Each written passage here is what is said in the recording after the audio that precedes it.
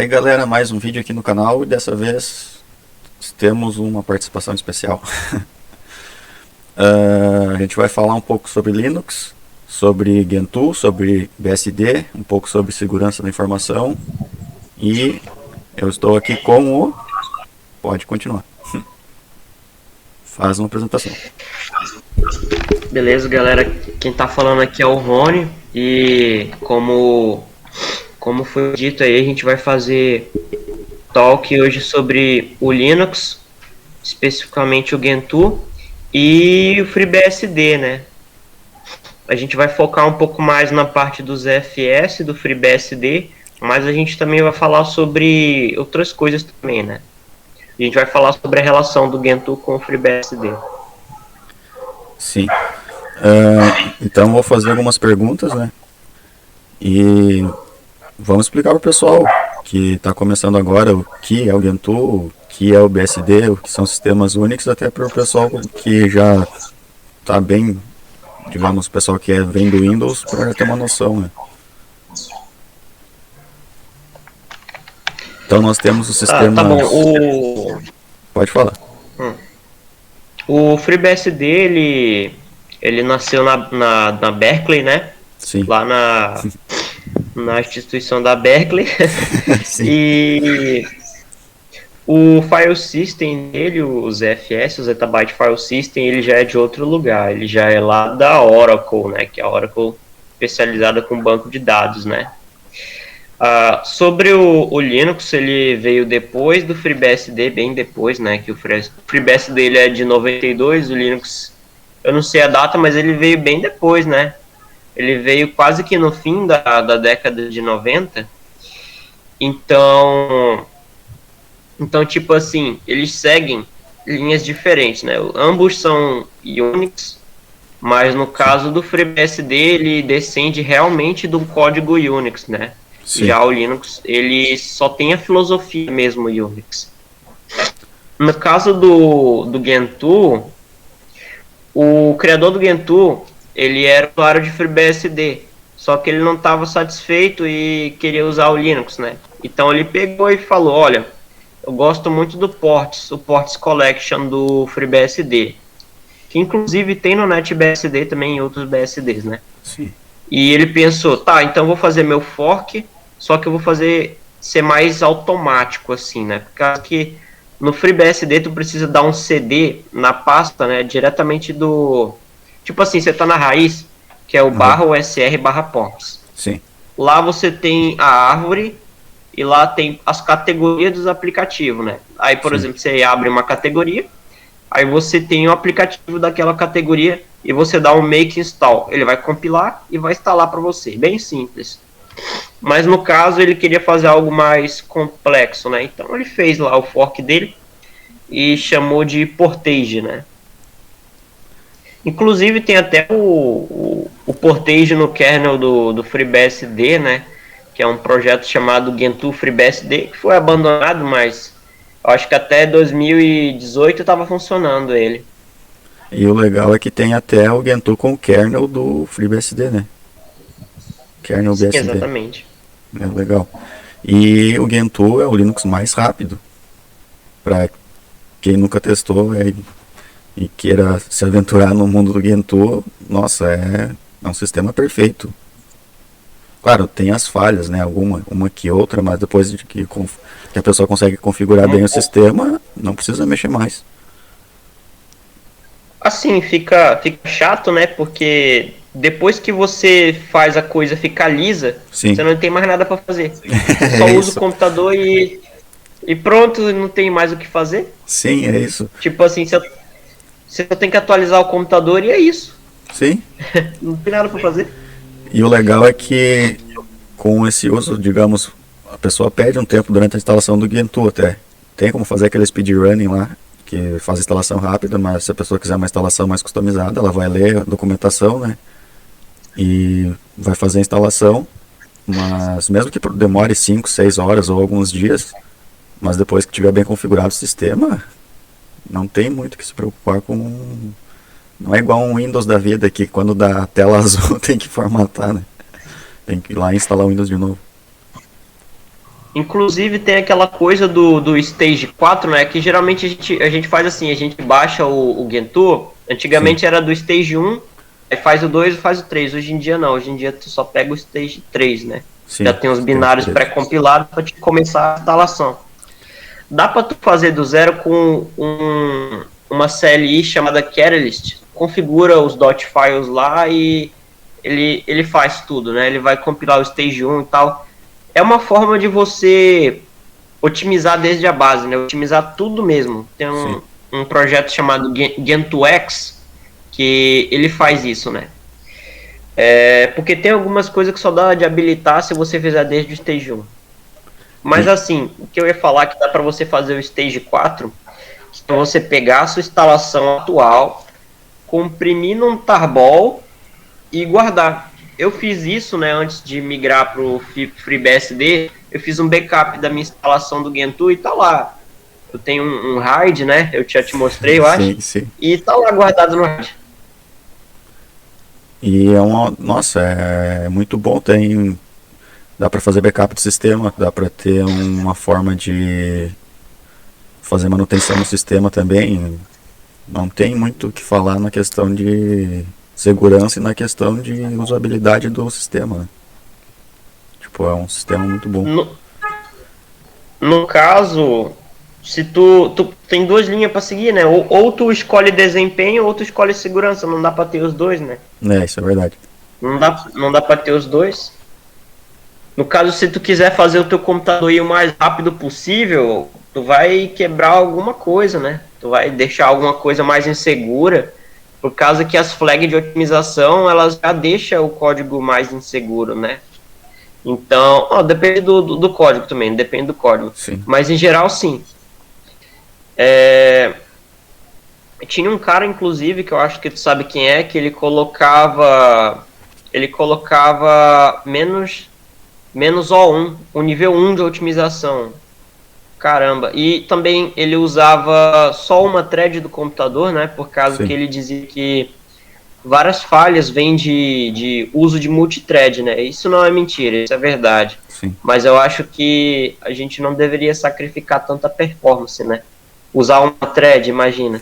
Assim, ficar a mesma coisa que o cara ter uma Ferrari e vai andar a 10 km por hora, né?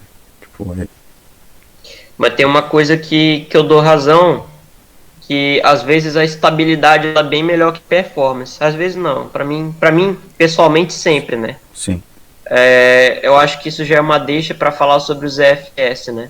sim, O ZFS, ele, como eu falei, ele foi desenvolvido pela Oracle. Aí foi evoluindo e tal, e hoje em dia a gente tem o OpenZFS, né? Você pode usar aí no Linux e tal. Não vai ser lá aquelas maravilhas que é no FreeBSD, né? Mas dá para usar se você quiser no Linux, né? Inclusive na documentação do Gentoo dá para você seguir a instalação com os ZFS, né? Dá para você pegar e fazer o backup da sua instalação atual e migrar para os ZFS. Só que aí a gente vê que, pô, o bagulho foi feito, né, para rodar no FreeBSD, então deve ser sim. bem melhor no FreeBSD, claro. Inclusive tem uma postagem que eu fiz recentemente, compartilhando um repositório do GitHub que era uma CLI, que era uma espécie de máquina do tempo. Uma máquina do tempo para arquivos. Tipo assim, você deletou alguma coisa do seu file system, né, deletou alguma coisa lá do seu HD, mas você fez, tipo assim, uma snapshot com os FS. Tá, então você pode voltar no tempo, pegar aquele arquivo de novo? Você pode. Aquele browser Ah, lá, aquele file manager, ele vê o que você excluiu antes e recupera só aquele arquivo. Você vê as duas versões, a antes e depois, ou as quatro versões, né? Vai do quanto você fez o backup. Inclusive, hoje eu fiz um backup, mas foi um backup diferente, né? Foi um backup usando o utilitário BCTL, que ele é um utilitário que já vem no FreeBSD, que ele pega e faz backup de todo o sistema, né? Eu não sei quanto que tá pesando, mas não deve ser tanta coisa que ele comprime. Então, tipo, você só dá um comando, você dá o comando bctl, espaço create, espaço e o nome do backup que você quer colocar. Ele faz o backup ali, E na tela de boot, quando você ligar o computador da próxima vez, você escolhe qual versão do seu OS, qual snapshot você vai rodar. Nossa, isso é incrível, muito cara. bom. Isso é muito bom. Eu não sabia dessa funcionalidade do FreeBSD, até porque eu tava meio por fora até do FreeBSD, né? Mas Mas, aí tem os dois file system, né? Tem nossa, muito o legal. normal, que é o. É, muito massa. Nossa, Tem imagina. o. Tem o Unix File System, que ele foi o padrão do Unix por décadas, aí que veio os FS. Por causa que o Unix File System hoje em dia é usado por performance, né? Sim, Por causa que, assim, tem uma ZFS chamada ARC, né? Que é uma espécie de cache, né? É um cache, na verdade. Porque, assim, a gravação, ela funciona dessa maneira no ZFS. Ele não vai gravar direto no seu HD. Por exemplo, eu estou baixando alguma imagem, alguma música, você não está baixando para o seu HD, você está baixando para a memória RAM. A memória RAM vai pegar e passar para o HD. Tá entendendo? Então, primeiro ele vai fazer o cache na memória RAM. Depois ele passa para o HD. É uma forma de ter certeza que os dados estão íntegros. Entendeu? Então, ele tem sim, várias camadas de integridade. É uma coisa bem assim, bem feito no foco para integridade. Não é foco para performance. sim. Por isso que ele pega mais memória. Então, tipo assim, no meu caso, eu fiz um teste, eu removi 4 GB do meu PC, 4 GB de RAM, é Aham. 8 eu tirei, que tá com 4, porque eu quero fazer um teste. Será que eu consigo usar os EFS do FreeBSD só com 4 GB? Todas as postagens que eu via de fórum me falavam, olha, você não vai conseguir, não sei o que e tal. E a minha recomendação para o usuário é o seguinte, teste você mesmo. É isso Pega mesmo. lá, instala e testa, não confia nos outros. Então foi o que eu fiz, eu peguei, testei e tá liso, tá lisinho. Nossa. Tem um artigo na documentação, lá embaixo, das referências externas, falando sobre diminuir o uso de RAM do cache, né? Que é isso que eu falei agora. Sim. Você seta quanto você quer de RAM que ele use e pronto. Vai ficar mais lento a gravação do HD? Vai. Mas eu acho que sacrificar performance por estabilidade vale a pena. Vale a pena. Vale a pena. E o bom também é que no FreeBSD, durante a instalação, eu lembro que eu fiz já faz um tempo, eu fiz a instalação dele para teste, até porque eu tinha visto um vídeo no YouTube, não lembro em qual canal, falando que o sistema estava bem rápido, que estava até superior a alguma distro Linux ali. E eu, vou testar. Aí eu instalei. Nossa, muito legal que até na instalação dá para fazer hardening. Digamos, tu consegue fazer várias configurações de segurança já no processo de instalação. Isso é muito legal. Eles não dizem isso na documentação para o usuário final, mas eu até Sim, entendo por quê.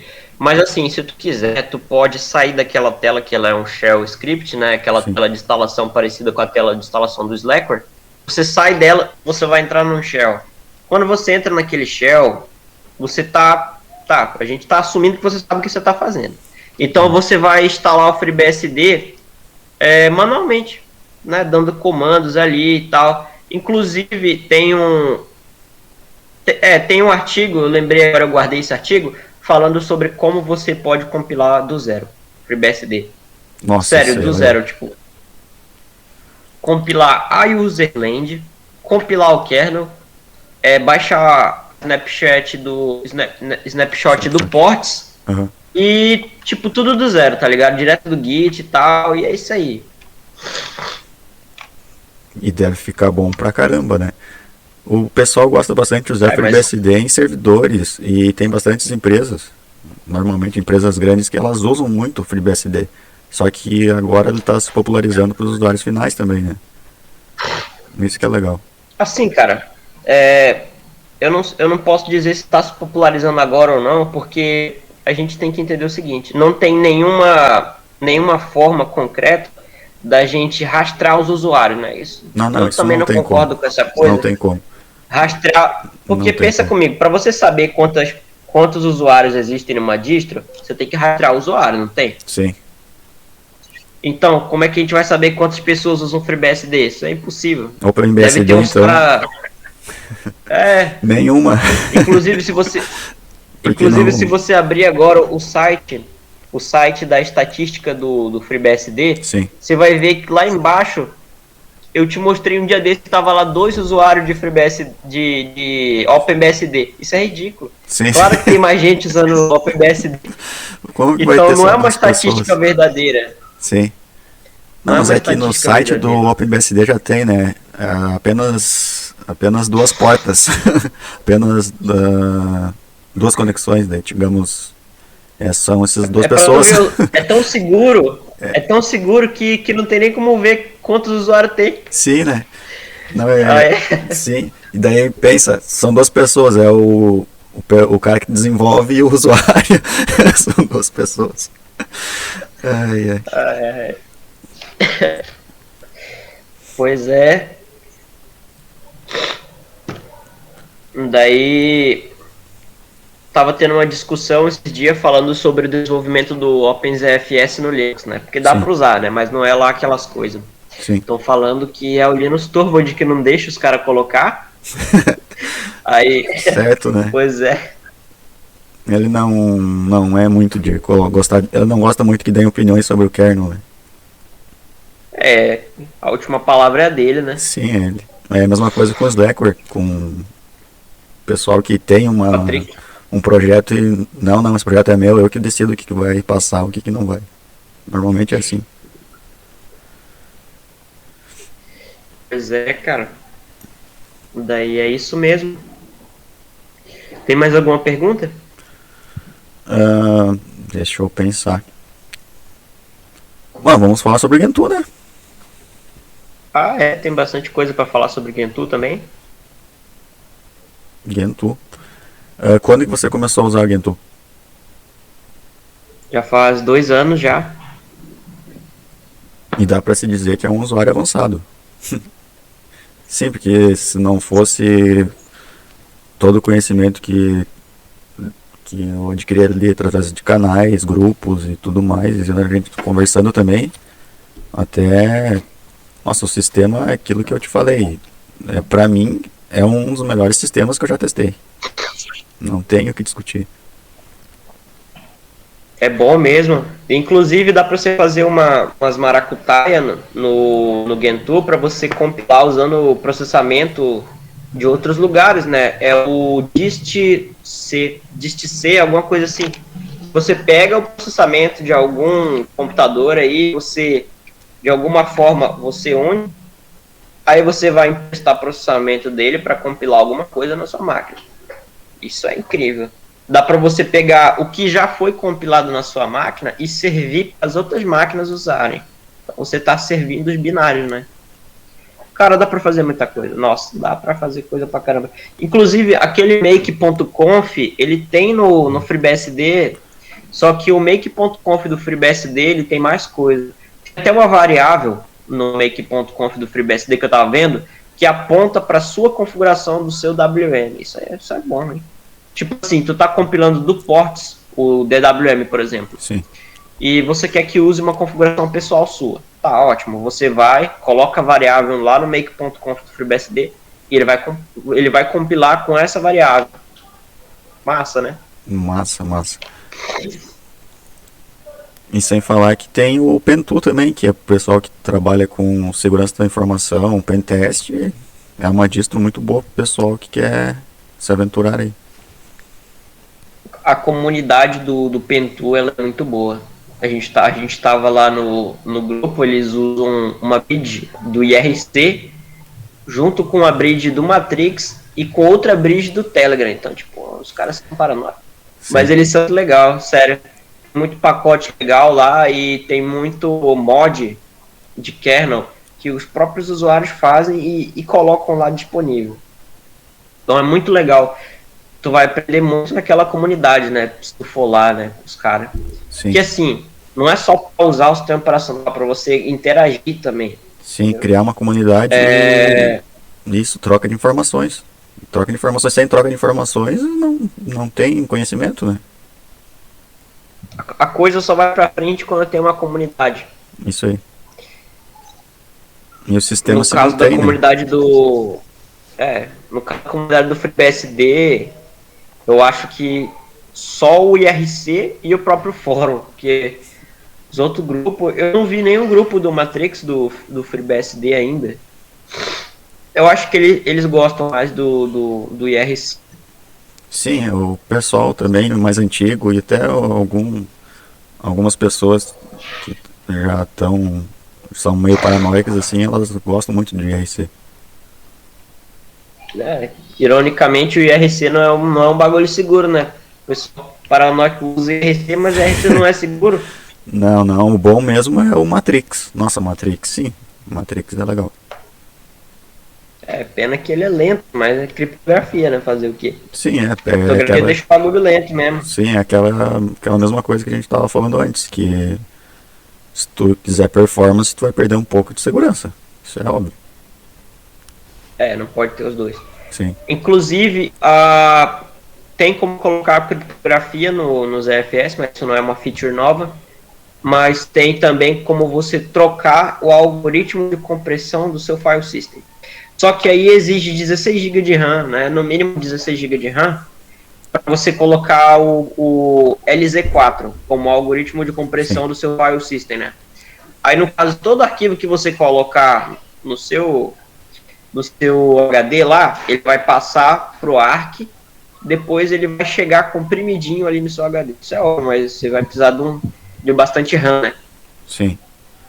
Mas o bom é que tem como fazer Antes de uma eu... configuração do LZ4 em qualquer sistema, né? Tem como tu fazer uma configuração. Eu lembro que lá no começo, quando eu comecei a usar o Mint, foi onde eu comecei também a mexer com Linux, que tem como fazer o LZ4 funcionar e, nossa, o sistema fica muito mais rápido. LZ4 e usando lá a swap em 10. Aí fica muito bom. Mas tu fez o LZ4 funcionar direto no file system quando Não, você não, não, colocar não. um... É uma configuração que faz no Grub. Aí tem como tu usar o LZ4. Aí eu acho que talvez eu coloque até um tutorial aqui embaixo na descrição depois. Acho que vai ser legal. Mas é igual dos FS, por exemplo, você selecionou o algoritmo de compressão e quando você salva alguma coisa no seu HD, ele vai ser comprimido. Tranquilo. É o ZSwap mais o LZ4. Ah, sim, ZSwap. É isso aí. Aí tem como fazer uma configuração em qualquer distro, só que o recomendável é que tenha 4 GB de RAM, tipo mínimo ou um pouco mais. Mas acredito que até, cara, aquela época eu tinha um notebook com 2 GB de RAM e eu fiz isso e ficou bom. Então não quer dizer, é aquela mesma questão que você falou antes, que muitas vezes o pessoal fala, não, é assim, mas nunca testou de outra forma para ver se vai dar certo ou não.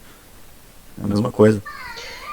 O cara até me falou lá, né? Você tá por conta Sim. própria, não sei o que. Os caras são dramáticos nos fóruns, né? Ah, você só tem 4 GB. Sim. Só tem 4 GB de RAM, o que tu vai fazer com isso? Ah, 4 GB de RAM dá pra fazer um bocado de coisa, né? Nossa, dá pra fazer muita O coisa. pessoal reclama. Dá pra fazer muita coisa. Até porque quem trabalha bem com uma máquina com, digamos, com pouco hardware, com pouca configuração de hardware ali, sem muita coisa, nossa, o cara trabalha bem em qualquer máquina. É aquela mesma coisa que a gente sempre fala. Se o sujeito consegue fazer o que faz com 1 GB de RAM, com 2 GB de RAM, imagina o que ele faz com um computador com um pouco mais. Tem como fazer muita coisa. Tem isso, né? No caso, a vantagem de ter muita RAM no Gentoo é você montar alguma pasta na RAM e você mandar o portage baixar e compilar direto na RAM, né? Aí Isso fica aí. bem mais rápido. No caso, ter mais RAM no FreeBSD, você pode aumentar o valor do ARC e vai ficar mais rápido a velocidade de gravação do seu HD. Porque, como eu falei, tudo que vem pro HD primeiro passa pela memória Passa pela RAM, memória RAM, aí ele sim. processa lá para ver se está íntegro e tal, e depois ele manda. É aquela funcionalidade de checksum automático, muito bom. Show. Bom, eu acho que era isso. E a gente vai fazer mais conversas aí durante a gente vai marcando e, cara, eu acho que seria legal a gente fazer alguma coisa relacionada a Gentoo no começo e depois sobre FreeBSD, mas a gente vai marcar ainda. Aí eu vejo contigo tua disponibilidade e para mostrar o Gentoo mesmo, mostrar a instalação, o processo, algumas operações, até porque tem pessoas que desconhecem o Gentoo e para inserir um pouco mais ele aí no YouTube, que tem pouca coisa sobre Gentoo e sobre FreeBSD e sobre OpenBSD. Eu não digo na questão do público mundial, porque lógico, vídeo em inglês a gente encontra a rodo, mas vídeo em português mesmo, PTBR, cara, não tem quase nada sobre OpenBSD, sobre FreeBSD e sobre Gentoo. É pouca coisa mesmo. Tem o Linux, mas o Linux não fala, ele não fala como instalar e ele fica falando, Gentoo Linux é só para hardware muito alto, é só para gente que tem muito conhecimento. Isso não é verdade. E até porque a gente sabe que, cara, ler a documentação, quebra um pouco a cabeça ali, tem como fazer o speedrunning para fazer a instalação, se o cara quiser, coloca um kernel binário ali pronto, né? E aquela história, é só seguir o passo a passo. Na verdade, tem como usar o Gentoo só com binário. Só é trocar o link do repositório para como é que é? Aquela distro russa que é baseada no Gentoo. Tu tava usando ela. Sabayon? Não? Ela tem o port... Não. O Sabayon morreu. Cara. Que até o Mitsudori tava usando. Peraí, deixa eu ver. É uma que ela tem um pinguim na frente. Calculate. Que ela tem... Calculate. Tu troca o repositório Calculate. normal do Gentoo, aponta pro Calculate e pegar o binário lá do Calculate. Pronto. E aí outra, né? Tem como fazer o Calculate, puxar, bem dizer, transformar o Calculate em um Gentoo. Também tem como, né?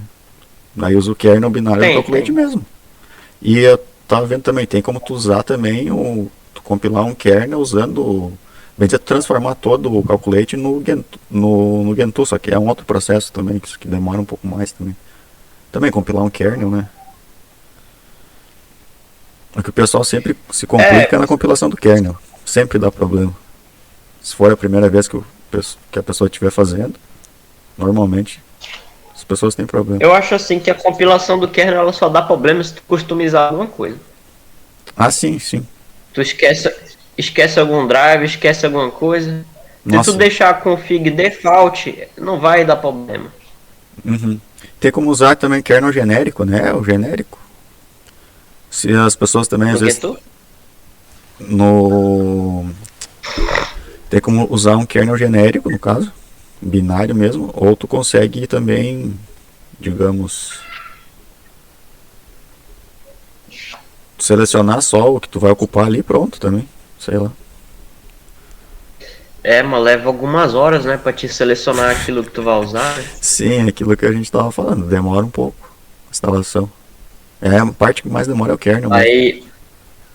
Aí digamos que tu compra um microfone novo. E agora? Vai ter que compilar o kernel tudo de novo? É isso aí. Eu não tenho paciência não. É isso aí. Ou esquecer alguma coisa, tem que fazer tudo de novo. Nossa, é de chorar.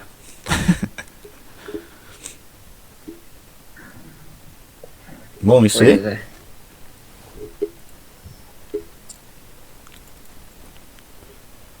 Então, esse foi mais um vídeo falando sobre... A gente falou sobre Gentoo, sobre BSD, FreeBSD especificamente. E em breve, mais vídeos. Valeu!